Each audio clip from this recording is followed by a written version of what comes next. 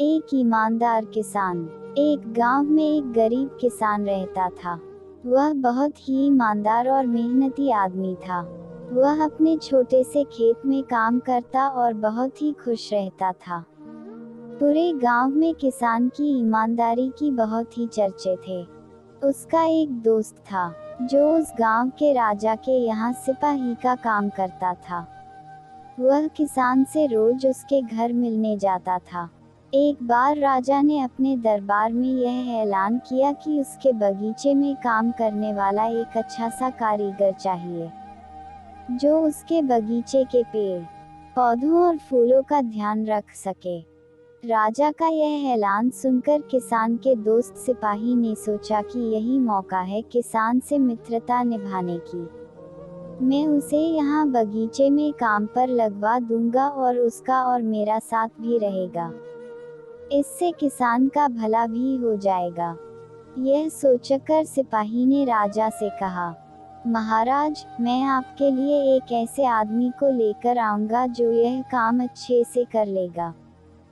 तभी राजा ने उस सिपाही को आदेश दिया, ठीक है, जाओ और उसे कल से ही बगीचे में काम करने के लिए कह दो। उसी वक्त वह सिपाही अपने दोस्त किसान के पास पहुंच गया और उसने किसान को बगीचे की काम की सारी बातें बता दी। किसान ने भी काम करने के लिए खुशी खुशी हाँ कर दिया और अगले दिन ही अपने दोस्त के साथ काम पर पहुंच गया। सिपाही उसे राजा के पास लेकर गया। राजा ने उस किसान को बगीचे की पूरी देखभाल का काम सौंप दिया और कहा, तुम अगर पूरी ईमानदारी के साथ काम करोगे तो तुम्हें 50 सोने के मुद्राएं हर महीने दूंगा। किसान खुशी खुशी बगीचे में काम करने के लिए हाँ बोल देता है और वह उसी वक्त से बगीचे में काम करने लगता है। किसान बगीचे में बहुत दिल लगाकर काम करता था। कुछ दिन बीत गए। किसान ने बगीचे को बहुत सुंदर और हरा भरा बना दिया। राजा को उसका काम बहुत पसंद आया। एक दिन किसान बगीचे में कुछ खुदाई कर रहा था, तो उसने जमीन के नीचे कुछ महसूस किया। किसान ने और खुदाई की तो उसने देखा वहां नीचे एक बड़ी सी संदूक थी। किसान ने वह संदूक बाहर निकाली और खोल कर देखी। वह संदूक सोने और चांदी से भरी हुई थी। यह देखकर किसान बहुत खुश हुआ और अपनी ईमानदारी दिखाते हुए वह राजा के पास पहुंचा। किसान ने राजा को सारी बातें बताई। राजा किसान की ईमानदारी देखकर बहुत खुश हुआ।